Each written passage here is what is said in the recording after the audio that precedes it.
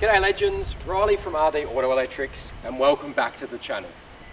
Today we bring you episode 2 of our Ranger Rundown series. So what are we going to cover in this episode? Well, it's canopy time.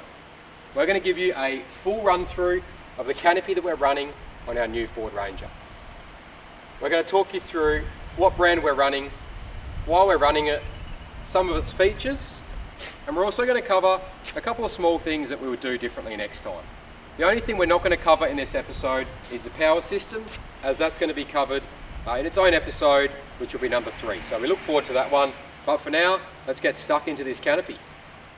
Alright, so firstly, just a little bit of information on who built the canopy. So we got the canopy built by Sam Custom Motor Bodies. They're in Mandurah, Western Australia, so only about an hour and a half from us. They did a really decent job. We're really happy with the finished product. Initially we did have a few issues with the canopy, which obviously we weren't super excited about, but the main thing is that we contacted them and they were really good in getting it resolved. So we got the canopy back there. They were more than happy to get everything sorted, and now we're really happy with the finished product. So you're bound to have a couple of issues with things here and there when you're doing a build like this, but what's important is that the companies that you use, if you do have an issue and you reach out to them about it, that they rectify it, which these guys did. So as you can see, the colour coding and the colour match to the car is really good. Went for the two-tone sort of colour finish.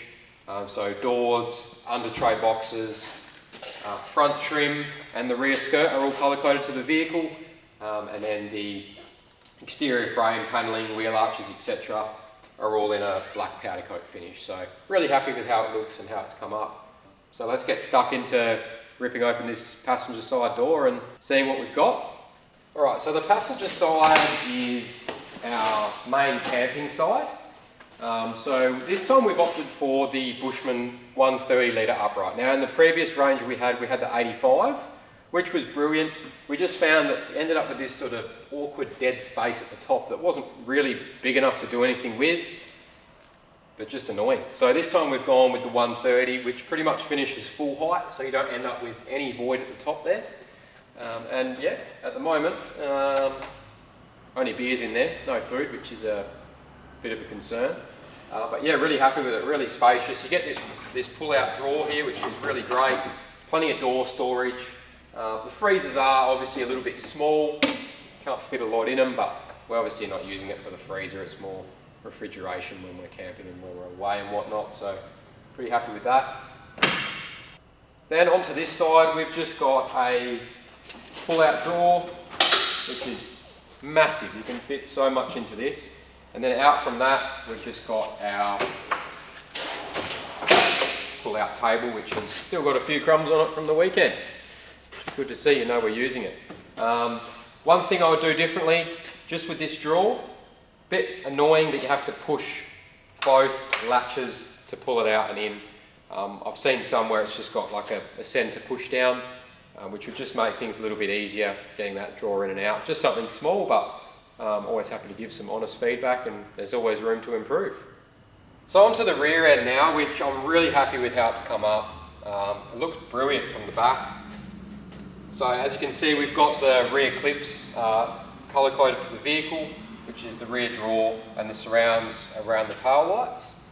We've gone for sequential LED tail lights, so the indicator is sequential from right to left. And as you would have just saw there, they've got a nice tail light, brake light and reverse as well.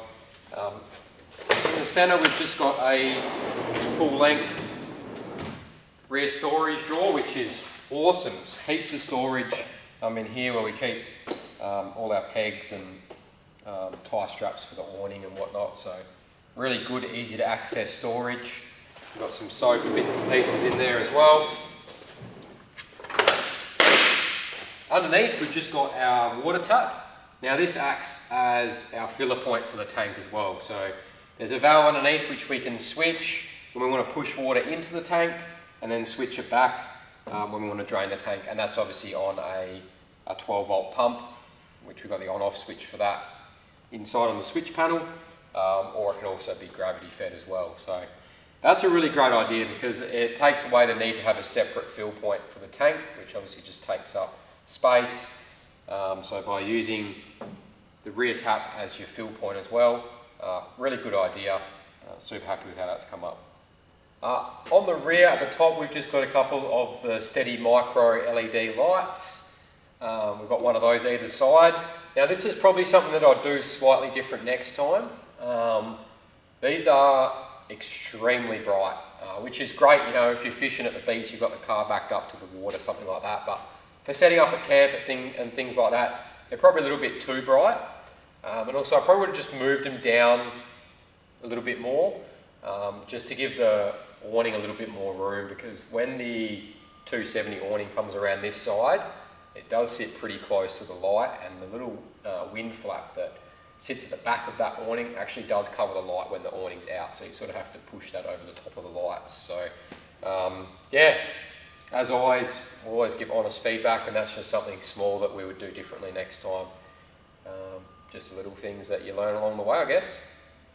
Now, one of the questions we probably get asked the most when people are checking out the ute is, what the hell are these?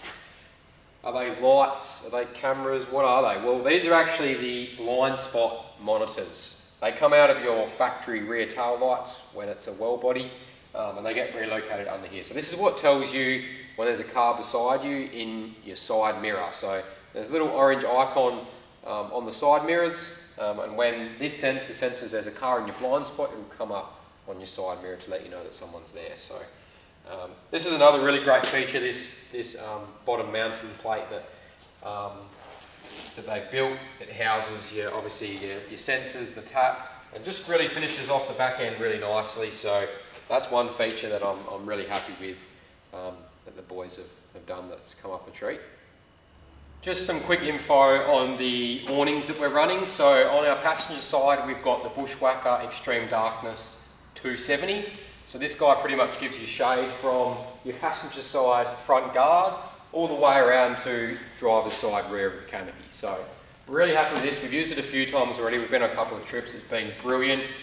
You get some really nice ratcheting straps for it as well to obviously secure it, which are brilliant. And it's got LED lighting built into the poles on the inside too, which is great.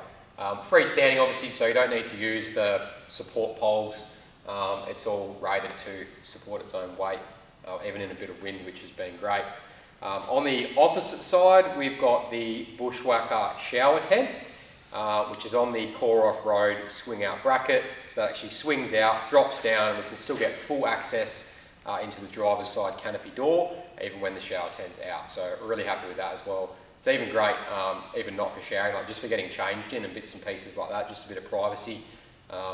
So yeah, super happy with the Bushwhacker products. All right, on to the driver's side now. Now this is definitely the boring side. There's really not much to show. We've just gone for 3 evenly spaced drawers. This is our work side. Obviously we've still got this vehicle set up for mobile site work as well, so all our tools and everything in this side.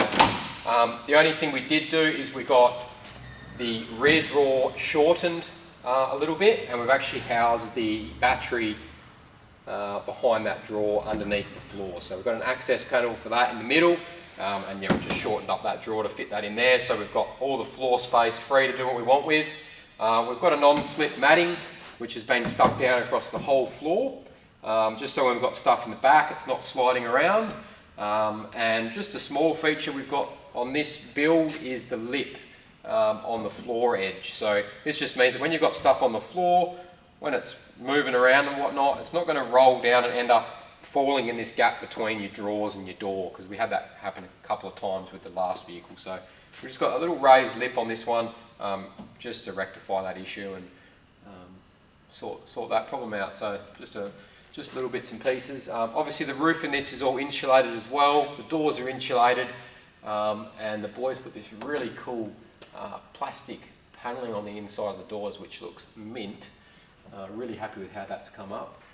Yeah, that's pretty much all we've got to show on this side. So we'll give you a quick little sneak peek at the power system now, which obviously we're going to cover completely in the next episode. You can probably see it in the background behind me there, but we'll jump back around to the fun side, give you a quick look at what's in store for the next episode.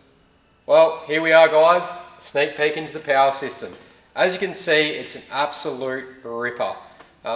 In all my time, I definitely haven't seen anything like it. We wanted to do something different, something that stood out from the crowd, and this is it. It's been a lot of time and effort, long nights, long weekends to get it finished off to where it is now, but really happy with the finished product. We can stand back, we can be super happy with it, and we really look forward to giving you a detailed look at it in the next episode, so make sure you do not miss episode 3 as it's going to be a ripper.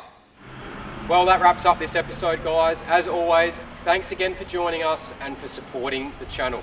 As we mentioned in the beginning of this episode, episode 3 is going to be a full rundown on the power system that we're running in the canopy. You've had a sneak peek, you know it's a ripper, so don't miss that one, guys. We'll catch you then.